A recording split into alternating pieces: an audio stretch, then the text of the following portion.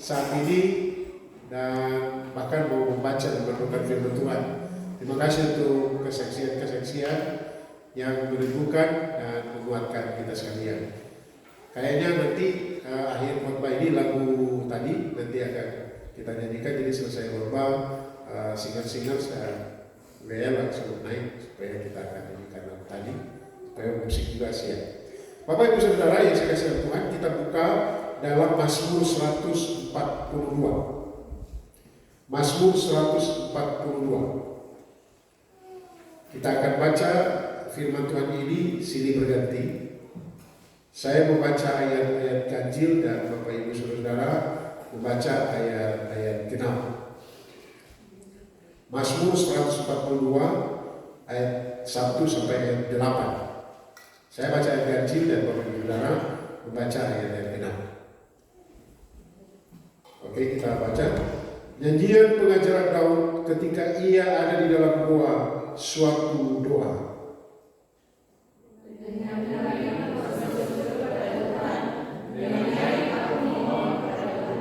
Aku mencurahkan keluhanku ke hadapannya, kesesakanku kuberitahukan ke hadapannya.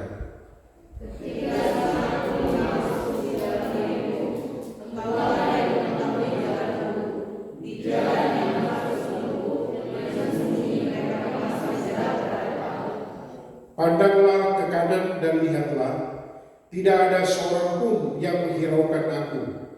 Tempat pelarian bagiku telah hilang, tidak ada seorang pun yang mencari aku.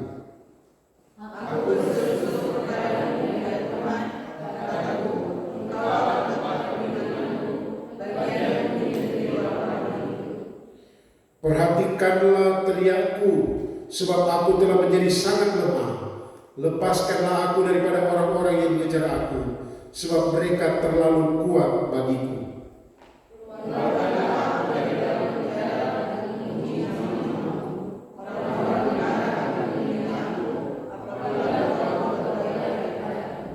Demikian jauh pembacaan firman Tuhan. Yang berbahagia adalah mereka yang mendengarkan firman Tuhan dan yang melakukannya dalam hidupnya hari lepas hari. Terpujilah Tuhan Yesus. Shalom. Salam sejahtera dalam Tuhan Yesus Kristus. Bapak Ibu Saudara, siapa di sini yang tidak pernah mengalami persoalan? Ada? Tidak ada. Semua mengalami. Mungkin yang anak-anak muda bilang, saya tidak. Ya, kok putus cinta kemarin bagaimana itu? Itu persoalan yang tidak. Tetapi ada saat-saat kita mengalami pergumulan dan karena saking beratnya, saking sulitnya, kita sendiri ketika berdoa tidak bisa mengucapkan apa-apa. Karena begitu berat, begitu menekan. Yang kita lakukan adalah kita mencari seseorang untuk kita bisa mencurahkan isi hati kita atau curhat. Bapak Ibu Saudara, saya coba cek di kamus curhat. Apa itu curhat? Ya, curhat artinya curahan hati. Ya. Ada yang pernah curhat? Ada kayaknya ya. Tapi ada orang-orang tertentu seperti saya agak sulit untuk curhat. Walaupun sudah sulit, tidak bisa. Saya harus orang yang saya sangat amat yakin dan percaya. Atau ada sesuatu saya mau curhat tapi saya malu. Mungkin terhadap istri saja saya tahan saja. Ada saatnya seperti itu. Nah, jadi curhat itu artinya curahan hati. Nah, apa itu curahan hati? Curahan hati adalah saat seseorang menceritakan masalah pribadinya, kemudian itu diceritakan kepada seseorang. Biasanya curhat itu disampaikan kepada seseorang yang hubungannya sangat dekat, istri kah, suami kah, orang tua kah, itu disampaikan kepada orang yang sangat dekat, tetapi juga yang dapat dipercaya, biasanya seperti itu. Nah, secara psikologis atau secara kejiwaan, mencurahkan isi hati itu sangat penting sebetulnya. Jadi kalau kita ada pergumulan, kita curhat itu penting. Persoalannya kita mencari orang untuk kita bisa curhat itu yang susah. Makanya kita konselor-konselor, kita juga gembala-gembala Hamba-hamba Tuhan harus menjadi orang yang dapat dipercaya, yang orang waktu cerita tidak segan, dan dia tidak sedang berpikir begini, jangan-jangan saya cerita nanti ditebus ke orang lain lagi, saya punya persoalan. Nah, kita hamba-hamba Tuhan, kita yang konselor-konselor, mari kita belajar untuk pasang telinga, mendengarkan, dan tutup mulut. Saya waktu baru bertobat tahun 83, 41 tahun 41 tahun lalu, ada seorang, saya dekat dengan beberapa hamba Tuhan yang membimbing saya. Kemudian ada senior saya, dia bilang, Dolfi, saya mau cerita sesuatu. Dulu belum ada istilah curhat. Kemudian dia bilang begini, ini jangan cerita ke orang, cuma cerita saja kepada Tuhan. Dan dia cerita dan saya simpan sampai sekarang. Saya hanya sampaikan begini, tapi saya tidak mencerita apa itu yang dia sampaikan. Nah, saudara-saudara, itu saya mulai belajar untuk menjadi seorang gembala pada waktu itu ya. Bahkan ketika saya menggembalakan pertama kali di suatu tempat, jemaat pernah datang ke pastori dan tanya ke Ibu Heni, Ibu, apakah Pak Gembala cerita ini? Ibu, tidak. Pak Gembala tidak. Ada hal tertentu pergumulan jemaat tidak bisa saya ceritakan kepada siapapun, termasuk istri saya. Karena itu pergumulan dia yang dipercayakan kepada saya. Tapi untuk mendapatkan seperti itu sulit sekali Bapak Saudara. Sekali lagi, secara psikologis mencurahkan isi hati itu sangat penting. Nah, tetapi kadang kita bingung ya, kepada siapa kita bercurhat. Kita harus was-was kalau kita curhat, jangan-jangan. Nah itu. Tetapi sebenarnya ada satu pribadi yang sangat dapat dipercaya, yang sangat peduli, yang sangat menginginkan. Nah, pribadi ini sangat menginginkan kita curhat kepadanya. Sangat menginginkan kita mencurahkan isi hati kita kepadanya. Siapa dia? Tuhan. Ya, tadi bilang Yesus. Tuhan. Oleh karena itu tema khotbah saya pada saat ini adalah curhat kepada siapa? Tuhan. Curhat kepada Tuhan. Bapak Ibu saudara-saudara yang saya kasih dalam Tuhan Yesus Kristus, bila hati kita gundah karena berbagai persoalan, jika kita mengalami tekanan-tekanan karena berbagai persoalan, curahkanlah hati atau isi hati kita atau apapun. Tadi kita bilang dia apakah Tuhan tolong dia atau Tuhan dengar doanya? Sampaikan saja. Kalau kita kecewa, sampaikan ya. Curhat, menceritakan kepada Tuhan. Ceritakan saja kepada Tuhan. Ada lagu lama. Ceritakan saja kepada Yesus semuanya. Nah, pertanyaannya, mengapa kita harus curhat kepada Tuhan? Mengapa kita harus mencurahkan persoalan, pergumulan, dan tantangan kita kepada Tuhan? Mengapa? Apa alasannya? Nah, saudara-saudara, belajar dari keyakinan Daud yang diungkapkan dia dalam doa, seperti yang dicatat dalam Mazmur 142 tadi, kita akan melihat ada 4 alasan mengapa kita harus curhat kepada Tuhan. Ada 4 alasan mengapa kita harus pilih Tuhan sebagai tempat untuk mencurahkan kegundahan kita, persoalan kita, tantangan kita, kebingungan kita, kekecewaan kita, atau apapun yang membuat hati kita cemas. Ada 4 alasan. Kita lihat satu persatu. Alasan pertama, perhatikan yang 1 mengapa kita harus curhat kepada Tuhan? Alasan pertama, karena Tuhan mengetahui jalan hidup kita. Sekali lagi, kita curhat kepada Tuhan karena Tuhan mengetahui jalan hidup kita. Artinya, kita curhat kepada Tuhan karena Tuhan tahu masa depan kita. Tuhan tahu di mana kita akan lalui. Tuhan tahu langkah-langkah yang tepat yang harus kita ambil.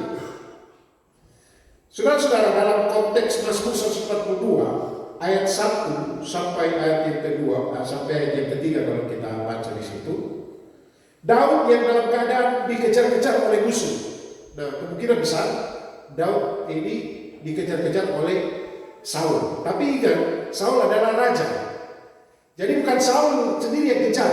Dia punya pasukan, dia punya mata-mata, dia punya orang-orang. Nah, saudara bayangkan kalau seseorang dikejar oleh raja yang punya banyak orang-orang, kaki tangan yang dia bisa pakai. Tentunya yang dikejar-kejar ini betul-betul dia ketakutan, terintimidasi. Bahkan Bapak Ibu Saudara, menurut pikiran saya dan beberapa penafsir juga setuju, yaitu orang-orang yang dekat dengan Daud, orang-orang benar. Kita coba lihat ayat 80 sebelum kita lanjut. Ayat 8. Dikatakan begini, keluarkanlah aku dari dalam penjara untuk memuji namamu. Orang-orang benar akan mengelilingi aku apabila aku berbuat baik kepadamu.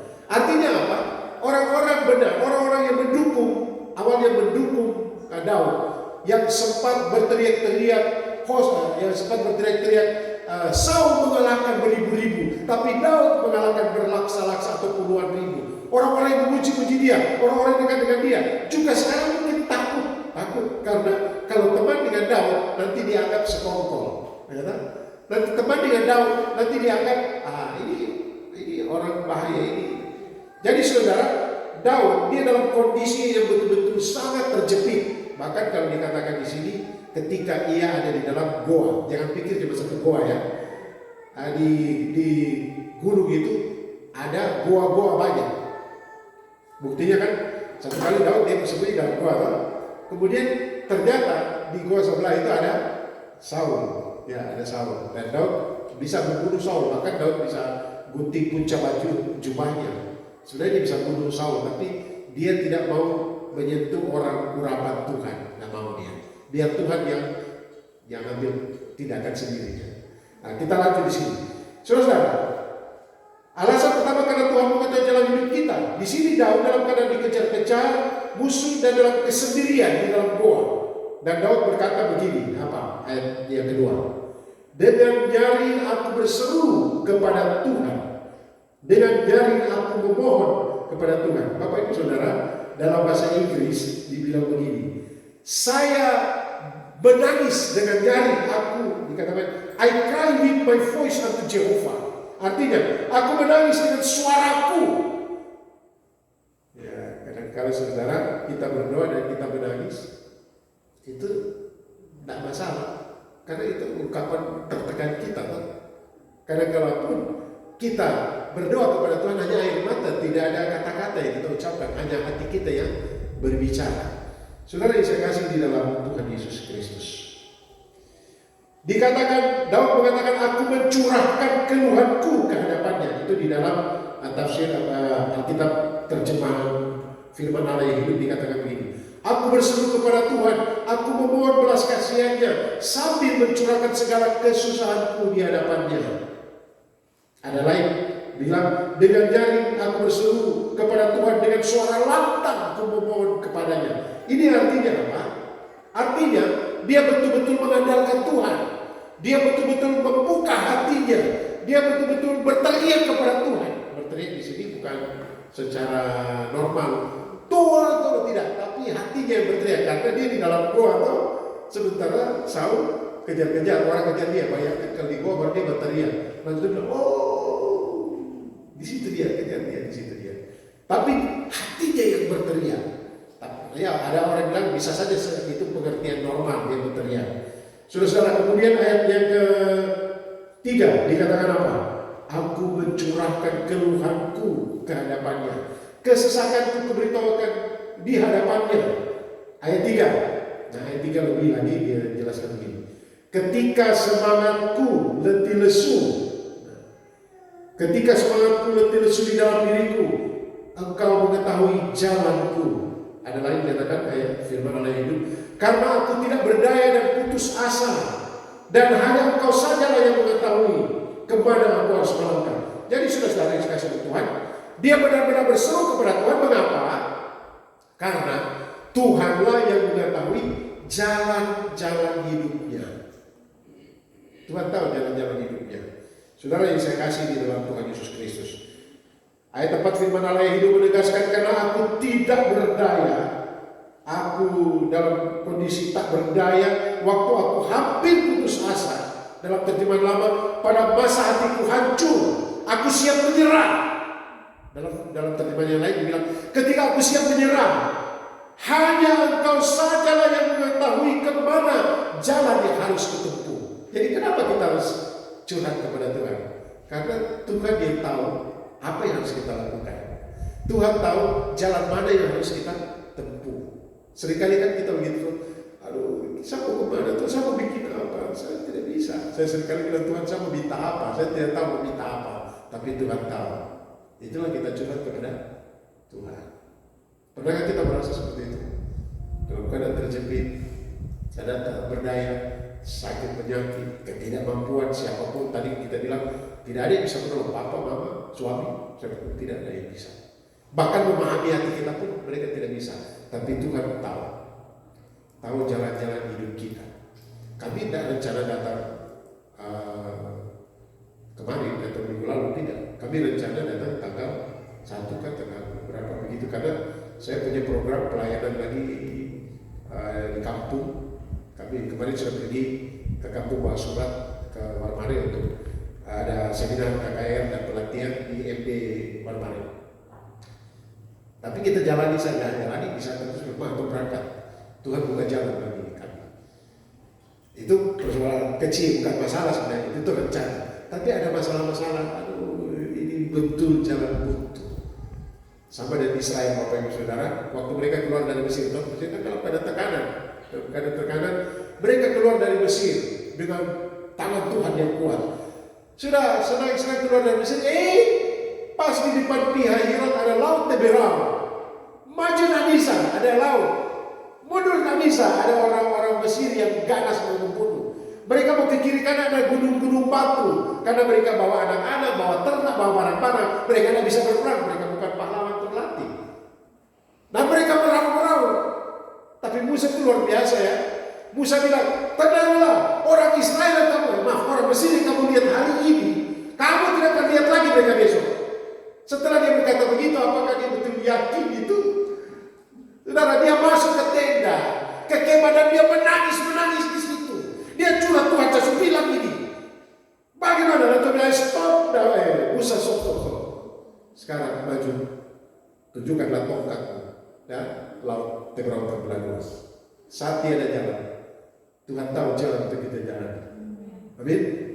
Saat kita bilang, mau bikin begini Tuhan tidak bisa. Mau bikin juga begitu tidak bisa. Kalau kita mau begini tidak bisa. Memang tidak bisa. Tapi bagi Allah ada banyak jalan dan ribuan jalan yang bisa Allah buat untuk mengukir atau dapat membuka jalan bagi kita. Bahkan ketika jalan-jalan tertutup.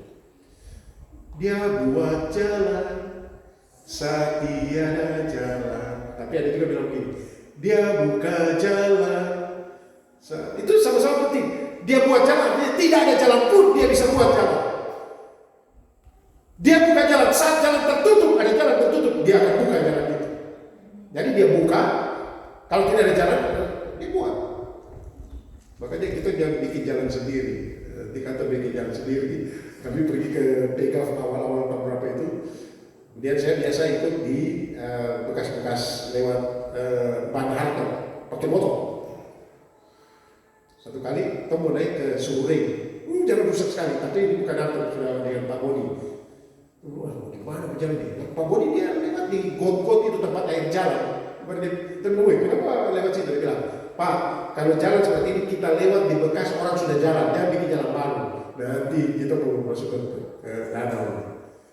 Nah, saudara, jangan kita berusaha buat jalan sendiri. Tuhan tahu jalan-jalan hidup kita. Mengapa harus curhat kepada Tuhan? Karena Tuhan, izin catatannya jatuh.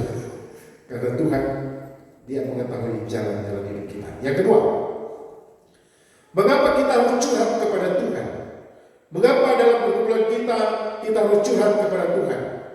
Ketika kita patah semangat, ketika kita kecewa, diterpa berbagai persoalan, mengapa kita harus curhat kepada Tuhan? Karena alasan yang kedua. Karena Tuhan pembela kita. Ayat 5. Coba lihat ayat 5. Karena Tuhan pembela kita. Ayat 5 dikatakan begini. Pandanglah ke kanan dan lihatlah. Tidak ada seorang pun yang menghiraukan aku. Sampai situ dulu, nanti saya akan jelaskan sebentar. Karena Tuhan membela kita artinya kita curhat kepada Tuhan karena Dia selalu ada dan siap membela kita.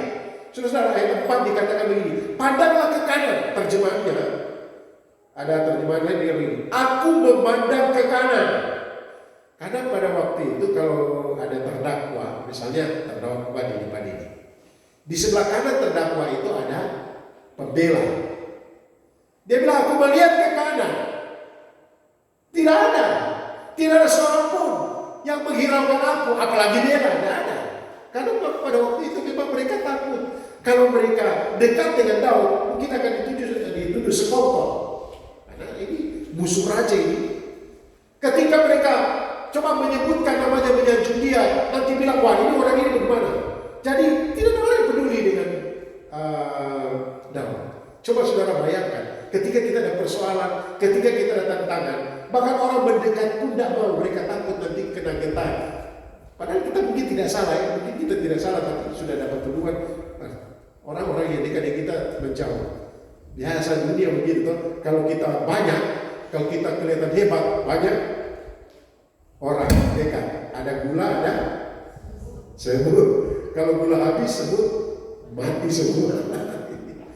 Sudah biasa begitu. Ketika seseorang itu ada, maka beramai-ramai. Ada orang mendekat, cari muka dan lain sebagainya. Tapi ketika itu sudah biasa.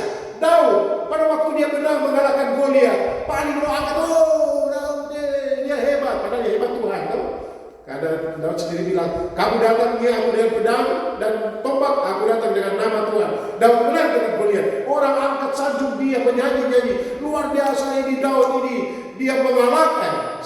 Saul mengalahkan beribu-ribu, Daud berlaksa-laksa. Sekarang mereka mana? Nah itu persoalan. Tidak ada orang yang membela. Saudara-saudara, bahkan dituliskan begini, tidak seorang pun yang menghiraukan. Dalam bahasa Indonesia masa kini, tidak ada bantuan bagiku. Dalam terjemahan lama, tiada yang mengenal aku. Artinya begini, dok kenal tapi pura-pura tidak kenal. Coba misalnya contoh tidak terjadi dan tidak akan terjadi. Tiba-tiba saya masuk penjara karena buat kriminal. Nggak usah sebutkan kriminal apa kan, cuma contoh. Kemudian cerita-cerita, mungkin ketemu dengan Ibu Dina. Kenal Bapak Pendeta Nufrata, dia ini kenal gak? Yang mana pura-pura tidak kenal. Ada begitu, ketika ada persoalan pura-pura tidak kenal. Aduh, saya sedang membayangkan kali-kali saya sebagai gembala, misalnya salah satu jemaat, tidak di sini, tapi di lain tempat. Tiba-tiba berurusan dengan polisi, apakah saya bisa hadir di sana? Atau gembala pelari? Tidak. Saya ingat tahun 99 waktu kerusuhan besar di Manokwari. Ketika kerusuhan besar itu saya langsung start motor dan saya pergi ke Arori pakai Vespa merah. Jalan di Palang, tembusi sampai di Arori. Pak Gembala kenapa datang? Saya datang karena kamu. Dan nanti kamu juga ada kenapa apa persoalan, masalah. Ya kita lanjut di sini. Jadi saudara, ayat ini sedang membicarakan tentang Tuhan pembela. Tempat pelarianku telah hilang. Ada katakan begitu ya di dalam terjemahan saya baca berbagai terjemahan. Tempat pelarianku telah hilang. Tidak seorang pun mencari aku. Saudara, ini suatu keadaan yang sangat menyedihkan. Dia sendiri dan sendirian. Bahkan tidak seorang pun berusaha untuk mencari dan menolong dia. Daud mencurahkan kegetiran hatinya, kesedihan hatinya, bahkan kekecewaannya kepada Tuhan karena Tuhan pembelanya. Aku melihat tidak. Memang di ayat 5 ini tidak menjelaskan tentang Tuhan pembela. Coba lihat ayat 5 tidak tahu. Pandanglah ke kanan, lihatlah, tidak seorang pun. Tapi dijawab di ayat 6. Bilang apa? Aku berseru kepadamu, ya Tuhan. Dijelaskan. Karena apa? Orang tidak membela, tapi Tuhan membela. Tuhan membela. Saudara, mari curhat kepada Tuhan karena Dia membela kita. Mungkin bisa kita dalam keadaan terjepit kesulitan. Nah, orang mungkin menjauh dari kita, tapi Tuhan tetap ada. Memang menarik. Coba Bapak bisa lihat kata Tuhan di sini dari ayat yang pertama. Itu pakai huruf besar semua ya. Coba baca yang terusnya kita. Sampai ayat terakhir itu huruf besar semua. Itu artinya apa? Itu kata Tuhan ini diterjemahkan dari kata Yahweh, YHWH. Ada yang terjemahkan Jehovah, ada yang terjemahkan Yahweh, ada yang terjemahkan Yehuwa.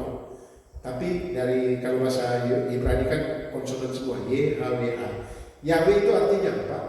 Yahweh artinya Dia yang ada, selalu ada, tidak pernah tidak ada, maha hadir atau omnipresent. Dia selalu ada, Dia maha hadir. Tapi Yahweh juga artinya yang kedua adalah juru selamat atau penolong. Jadi Dia ada, selalu ada, tidak pernah tidak ada. Dia siap menolong, Dia siap membela. Walaupun dalam pengertian lain, Yahweh itu adalah yang maha kudus Allah Israel. Makanya disebutkan di dalam 10 hukum, jangan menyebut nama Yahweh Elohimmu dengan sembarangan. Jangan menyebut nama Tuhan Allahmu dengan sembarangan. Sehingga orang Yahudi kalau tulisan Yahweh, mereka tidak akan baca Yahweh, mereka akan baca Adonai. Disebutkan. Kalau mereka sebut Yahweh, mereka akan sebut dengan berbisik dan sangat hormat. Tapi kadang-kala kita orang-orang Kristen saya dengar kaget sedikit, sebut nama Tuhan. Kadang-kala menyebut nama Tuhan sembarangan saja. Tidak ada kaitan apa-apa, sebut nama Tuhan, saya juga bingung. Benar atau tidak? Benar-benar ada di sini atau ada yang bertobat. Jangan menyebut nama Tuhan Allahmu dan sebagainya. Saya tidak bahas tadi, tapi saya sedang bahas. Inilah Yahweh. Dia ada, selalu ada, tidak pernah tidak ada. Dia penolong, Dia juru selamat. Mengapa kita curhat kepadanya? Karena Tuhanlah pembela kita. Yang ketiga, alasan ketiga mengapa kita perlu curhat kepada Tuhan, ayatnya yang ke-6. Yang tadi saya sudah baca ayat 6, dikatakan seperti ini. Aku berseru-seru kepadamu ya Tuhan, kataku, Engkaulah tempat perlindunganku, bagianku di negeri orang-orang hidup ini jelas sekali. Yang ketiga, mengapa kita harus curhat kepada Tuhan? Karena Tuhan adalah pelindung kita. Karena Tuhan pelindung kita artinya kita perlu curhat kepada Tuhan karena satu-satunya tempat perlindungan yang dapat diandalkan adalah Tuhan. Memang kata Tuhanlah perlindungan kita itu kata satu-satunya, tidak ada lain. Artinya yang lain bisa melindungi kita, tapi sebenarnya tidak ada kebocoran-kebocoran atau ada hal-hal lain yang bisa membuat perlindungannya tidak sempurna. Tapi Tuhan perlindungan sempurna. Ingat baik-baik, ini Daud sendiri di satu bangsa, bahkan dia sempat melarikan diri ke bangsa yang lain. Ya, waktu itu, dan dia pura-pura gila juga di sana. Pernah baca itu? Ketika dikejar-kejar Saul, dia sendirian, dia lari. Sudah keluarganya yang terkunjungi dia di Adulam, dan akhirnya dia pergi juga ke bangsa yang lain. Karena ini Daud si pahlawan gagah perkasa, dia pura-pura gila. Dan ada juga Mazmur ketika dia pura-pura gila. Dan banyak kali ini orang ini yang kalahkan kita. Lalu mungkin saya ingat ya, tapi itu semua atas perlindungan Tuhan.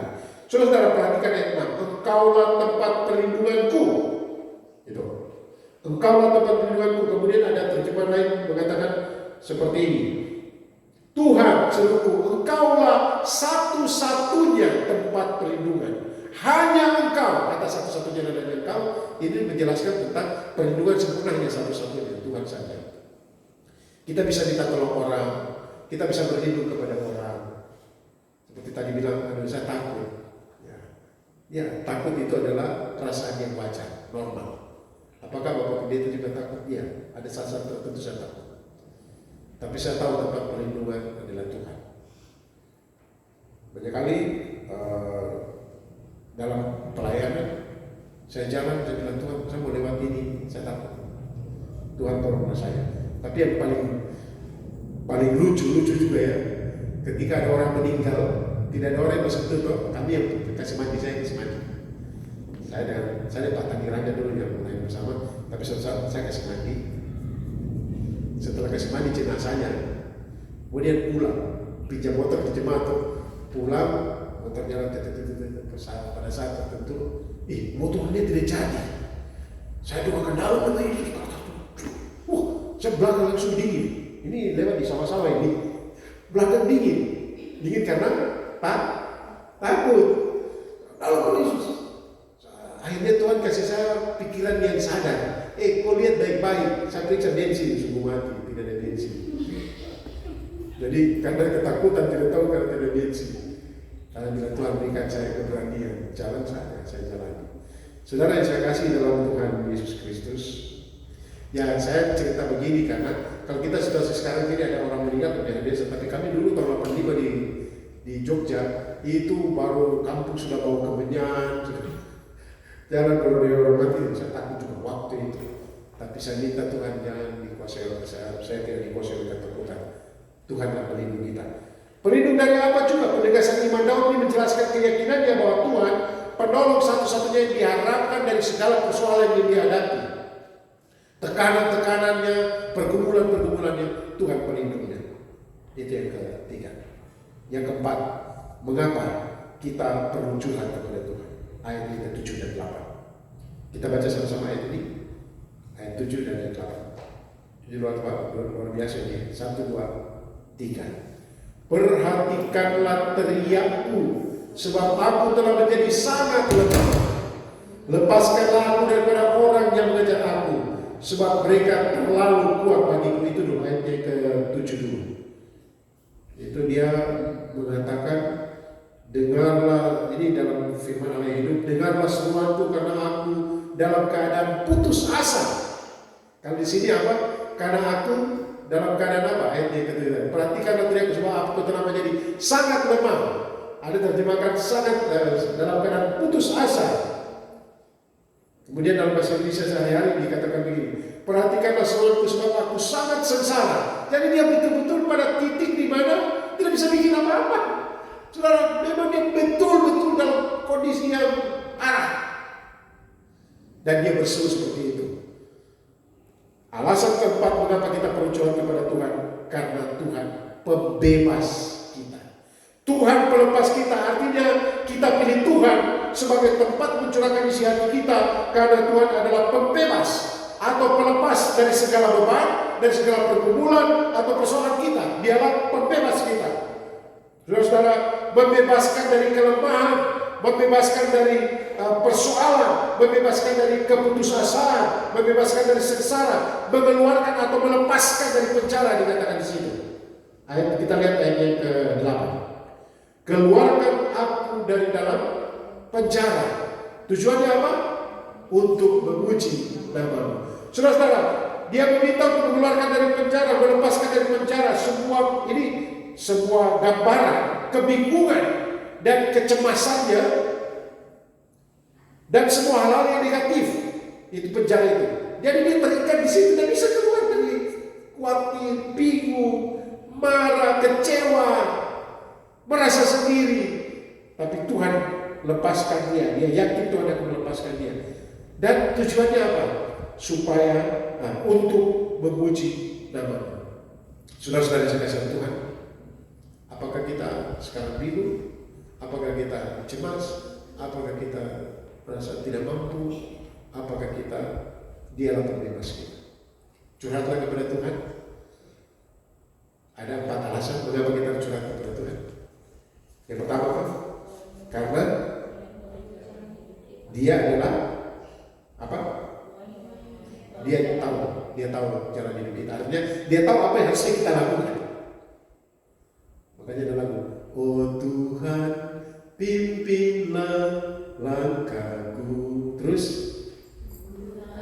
ulang nyanyi, oh Tuhan, pimpinlah langkahku. Terus ku tak berani jalan sendiri. Stop. Ku tak berani jalan sendiri. Dia tahu jalan kita. Dia tahu jalan mana yang harus kita tempuh. Karena itu curhat dan minta hikmat supaya Tuhan tunjukkan jalan itu. Yang kedua, mengapa kita bercurhat kepada Tuhan? Oleh karena Tuhan, Dia adalah pembela kita. Dia tidak ada orang di samping kita, tapi Tuhan selalu ada. Dia tidak pernah meninggalkan dan membiarkan kita. Yang ketiga, kenapa kita harus curhat kepada Tuhan? Karena Tuhan bukannya pembela, pelindung kita, pelindung satu-satunya. Dan terakhir, karena Tuhan pembebas kita. Kebanyakan kita terikat oleh ketakutan, terikat oleh tekanan, tapi Tuhan ingin memerdekakan kita, membebaskan kita. Yesus Kristus telah mati di kayu salib untuk membebaskan kita dari segala pergumulan-pergumulan dosa. Tetapi juga Dia berkata, marilah kepadaku semua yang letih lesu dan berbeban berat, aku akan memberikan kelegaan kepadamu. Mari singkat. Dialah Tuhan yang tahu. Dialah Yesus penolong kita. Kita hanya menjadi Yesus penolong.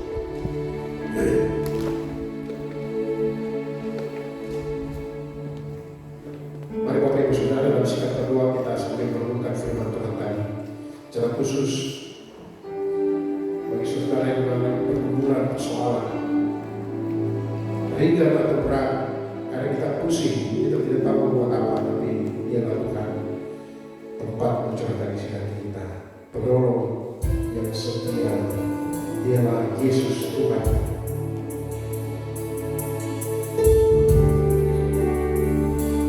Saat kita berjalan, kasih Tuhan menerangi langkah kita.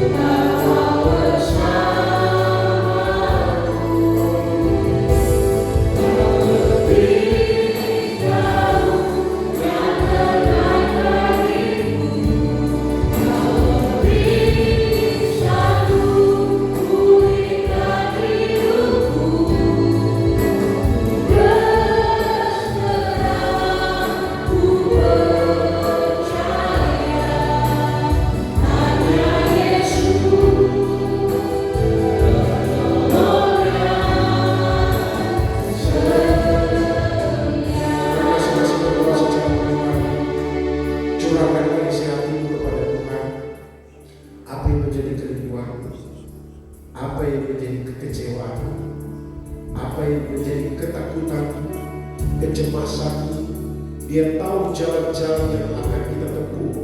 Dia tahu jalan-jalan yang tepat. Tapi Dia ada di samping kita sebagai pembela. Dia juga akan melindungi kita. Ketika semua orang meninggalkan kita, Dia membela kita. Dia siap melindungi kita dan melepaskan kita dari kecemasan, melepaskan kita dari kegumulan, melepaskan kita dari segala persoalan, sehingga kita dengan kekuatan daripadanya kita sanggup menjalani hari hidup kita. Karena firman Tuhan mengatakan kita lebih daripada pemenang. Silakan Bapak Ibu curahkan isi hati, singers dan rela akan menjadikan lagu ini. Sampai Bapak Ibu silakan berdoa.